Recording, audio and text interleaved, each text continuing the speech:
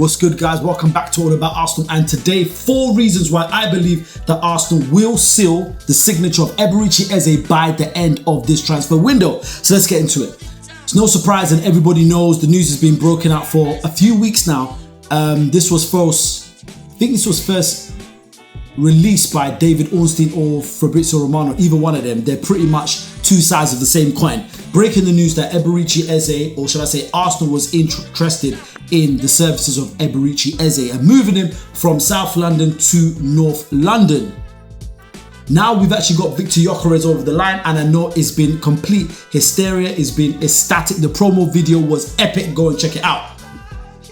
Now we know that Fabrizio Romano mentioned that Arsenal is not done in the window, and a deal for attacking midfielder, in this case Eze, was outside of any other deal that Arsenal would make during this transfer window. That referring to the likes of Norgard, Gyökeres, Zubamendi, etc, etc and etc. So now all eyes are on Eberechi Eze, and the fans are wondering, we need to get that one attacking midfielder. And this is because last season Martin Odegaard, I know he's probably struggling through his injury he picked up during the internationals. He just wasn't the same for the rest of the season. We noticed that he just wasn't the player that we've known from previous seasons. So there's been a cry that we need another attacking midfielding outlet. Yes, we've got Ethan Nwaneri, but he's still growing, especially when Arsenal Football Club is in a place right now that we need to start winning cups now.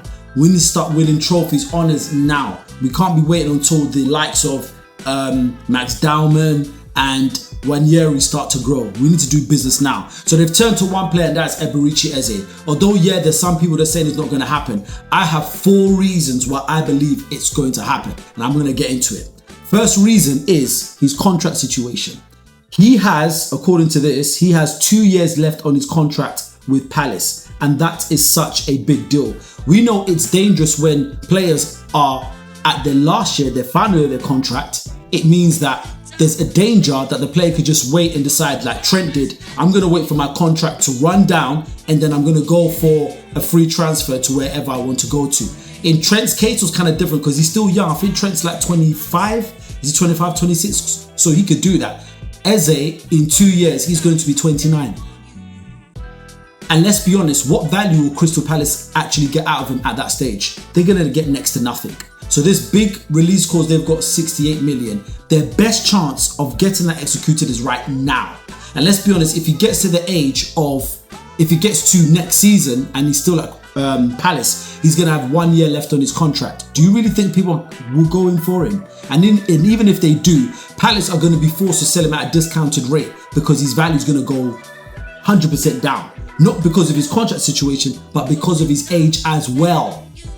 And let's be honest, for them holding out for 60 plus million, well 60 million plus 8 million add-ons for a guy who's 27, that's a lot. Is he worth it? 100%. Eze is worth it. But we have to look at it from a commercial standpoint and what makes sense from a business perspective. So it makes all the sense in the world for Crystal Palace to come to their senses and say, you know what?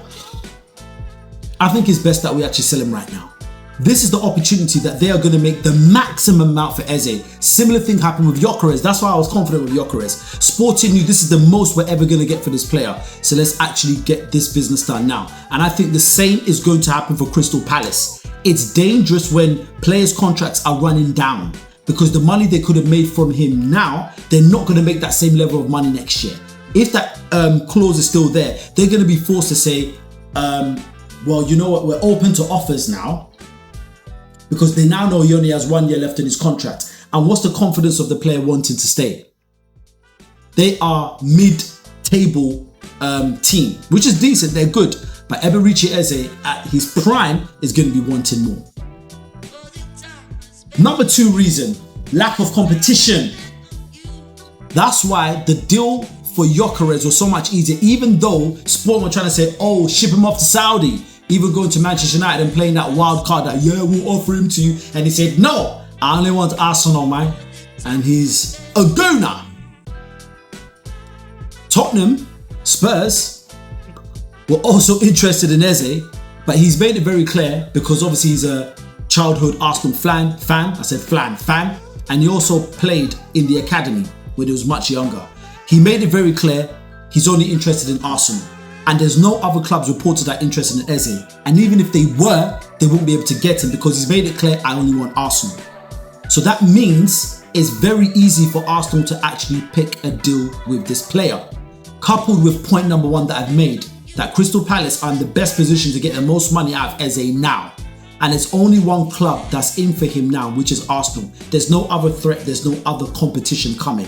Meaning that Arsenal are in the best position to negotiate a better deal for them because the ball is in Arsenal's court, not in Crystal Palace's court. We all know that, let's be honest, a player of his caliber, and he's exceptional at 27, he's going to want the next big thing in life, Champions League football. And we're like Crystal Palace, I think they missed out on Europa. I think they're going to go to the Conference League. If I've misquoted, forgive me. But I know they are not getting the European football they wanted. And to a player of Eze's character and caliber, that's going to mean a lot. And that could tip things in the balance. So that's point number 2. The very reason why there's no other competition for Eze, it is only Arsenal. And it's not that he's not of a certain standard that other players won't come for him. Other clubs won't come for him. He's made it clear it's only for Arsenal. And it makes it easy for us, which means what? There's no bidding war. We don't have to be bidding. Crystal Palace will come and say to Arsenal, such team has offered 70 million. How about you? Then Arsenal are driven thinking, what can we do? None of that. That's what I believe. Given the skill of Andrea Berta and what he's done with Sporting, who are known to be tough negotiators, I believe we're going to get this one over the line for something that we probably didn't think we would get. Because like I said, this is Crystal Palace's best chance to get the most as they can out of Eze and use that sell to actually bring on possibly 3 players.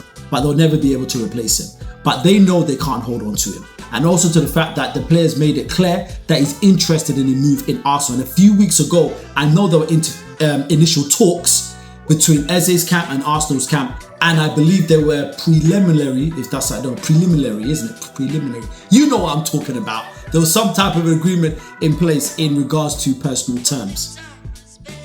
Point number 3, promo.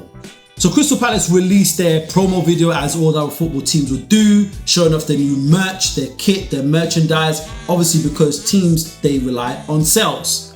And doesn't it make sense that your biggest player is going to be one of the main persons that you'll use to promote your merchandise, your new kit? If it's Arsenal, we know who the character is going to be. Saka, Odegaard, Rice. They're going to be the prominent people you use. And now Gyökeres. They're going to be the prominent people you use because you know the profile of the character, the popularity of the character is going to drive up sales. So how does that relate to Crystal Palace and why am I saying this point?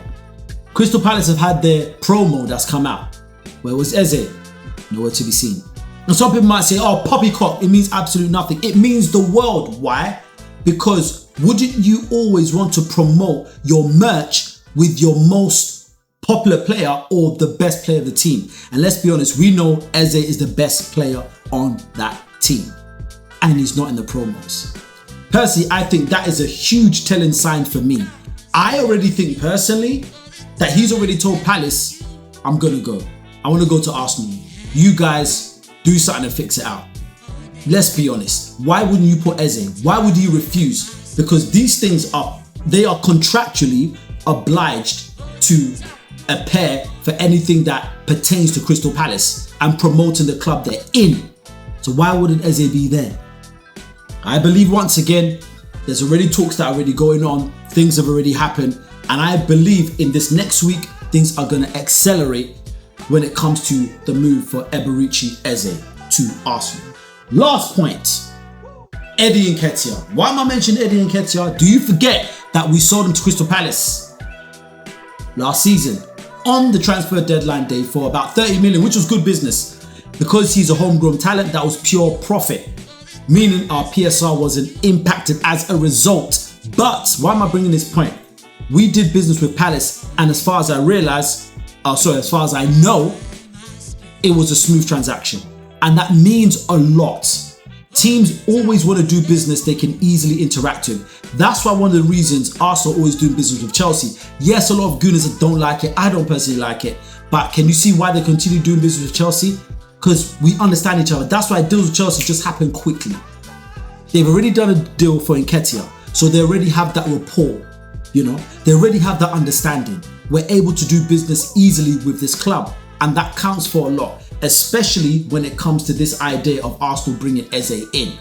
I believe they'll be able to pretty much conclude talks. They might reject the first bid, I don't know. Arsenal might just go straight for the kill, activate the release clause, but knowing Berta, he's probably got something up his sleeve.